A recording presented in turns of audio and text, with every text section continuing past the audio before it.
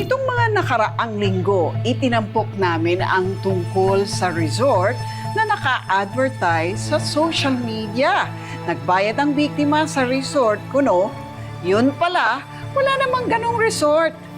Bantayan ninyo yan dahil pati pala house for rent, abay, imahinasyon lang pala. O, paano nalaman ng biktimang nakilala mo na nabudol pala siya, Mayan? Naku, Lucy, nadala itong biktima natin ng isang pang-aakit sa social media posting na medyo mura kasi. Imagine, 7,500 pesos Okay. up and down yung bahay. Nasa subdivision. Wow! O, diba? Nasa isang city. So, syempre, na-excite siya. Kinuha na niya kasi nangungupahan Ayun na. lang din siya. Ang problema, nagbayad siya, Lucy, bago niya tignan physically yung bahay. Ay, patay. Doon niya nakita, hindi nag-i-exist yung bahay.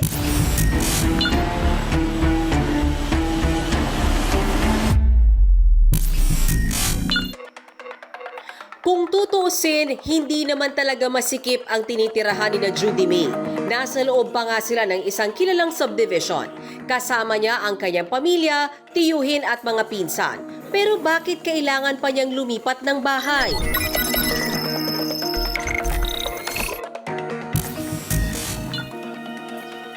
Hindi biro ang lakaran mula sa gate ng subdivision hanggang sa bahay ni na Judy May. Kaya kung pasok ka na ng mga bata, nakakapagod at nakababahala rin kapag maulan o may bagyo. Kaya napagpasyahan ang pamilya nila na lumipat na lang sa ibang lugar na less hassle, kumbaga. Para hindi na po sila mahirapan sa pag-commute araw-araw. Tapos less na rin po yung pagbabaon nila. Kasi po malapit na po. Tapos hindi po sila dahilan magpagabi. Yung malapit lang po dito lang po sa Marikina, malapit lang po sa lahat para sa amin. Noong June 22, nagsimula nang maghanap si Judy May ng apartment sa social media. Pag sabi po ni Tito sa akin na maghanap po ako ng bahay na yung sakto lang po sa budget, mga 10,000 and above po. Ganun. Tapos hati-hati na lang po kami. Bali, nag-join po ako sa may FB page po ng apartment, room and apartment. Tapos, nakapag-scroll po ako noong June 22. Yung buong bahay po, up and down. Tapos may parang pwede pa pong gawing tindahan sa labas. Tapos ang ganda po ng kwarto, ang lawak. Tapos naka-tiles pa yung CR. Basta ang ayos po, 7,500 monthly. Tapos 1 month advance, 1 month deposit. Sakto! Isang nagpakilalang April Canlas ang nag-post ng mga patalastas para sa pinarerentahang bahay sa Concepcion 1, Marikina. Maganda na agad ang first impression ni Judy May sa bahay. Tapos minessage ko po siya na kung available pa po yung bahay. Tapos sabi naman po niya, available pa po. Mag-full reservation na daw po. Tapos ayun po, kinausap po kuya ko. Tapos sabi ko, baka meron po siyang pera na down na po namin. Bali kung pwede, full payment na po yung 1 month advance, 1 month deposit na gawin na namin for reservation po talaga para sa amin na po. 15K dapat po. Pero sabi ni kuya, wala pa po siyang pera. Sa isip-isip ni Judy May, hindi siya papayag na mapunta pa sa iba ang pinauupahang bahay ng nagpakilalang si April Canlas. Tapos sabi niya, sige, kausapin mo si kuya. Kuya daw niya, yung binigay niya po yung 2 number, yung Rinante Capin po. Kapatid po ni April Canlas. Kasi siya daw po yung may-ari ng bahay. Budol alert! Mag-ocular muna o personal na puntahan ang pinarerentang bahay bago magbigay ng reservation fees. Ingatan ang pinaghirapan mong pera. Tinawagan ko po, nakiusap po ako na sa amin na lang po ibigay yung reservation. Tapos sabi niya, sige po, mag-down ka po ng 3,000. Tapos sabi niya, sabihin mo na lang sa kachat mo, sa kausap mo na nag-okay na daw po siya. Ayun, chinat ko na po ulit. Parang nasa tindahan ako noon, parang hindi ako, aligaga ako kasi syempre ayaw ko pakawalan. Reserved na ang bahay. Naipadala na ni Judy May ang 3,000 piso. Pero ilang minuto lang, pumirit na naman daw itong kausap niyang si April Canlas ng 4,500 pesos. Ibig sabihin, i-full payment o buuin niya ang bayad sa renta. Ba't naman ganon? Sabi ko, di ba po nag-down na ako? Tapos sabi niya, hindi po, may magpo-fully paid po kasi ma'am. Kung ayaw niyo po, i-refund ko na lang po yung 3,000 niyo, ganon.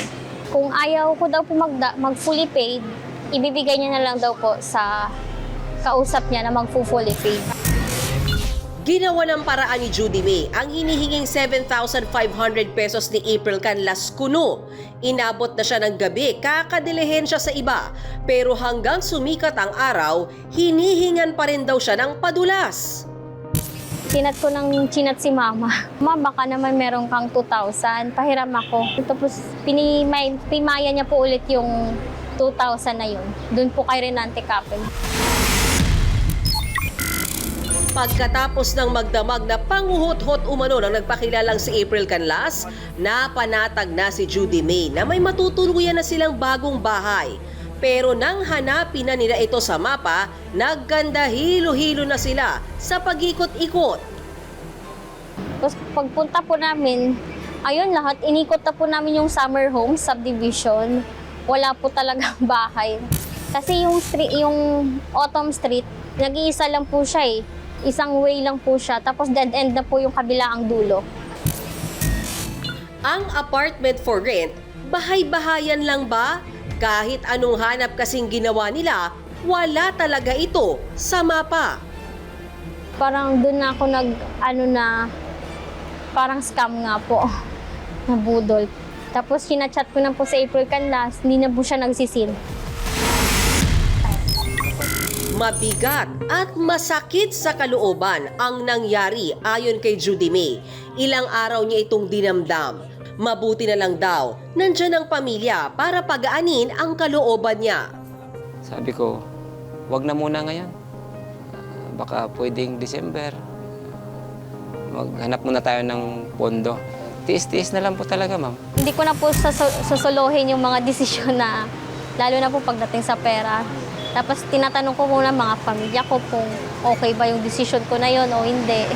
Kasi sila po yung lagi po silang andyan sa likod ko po pagdating po sa mga problema. Sabi ko, pinayon ko din siya na huwag na isipin kasi nga, andyan na. Kung iyakan mo yan, umiyak ka man ng dugo dyan, di na babalik yun. Kaya ang magandang gawin, mag-ano na lang tayo ulit, magpanibagong ipon na lang. Bayaran natin na utang.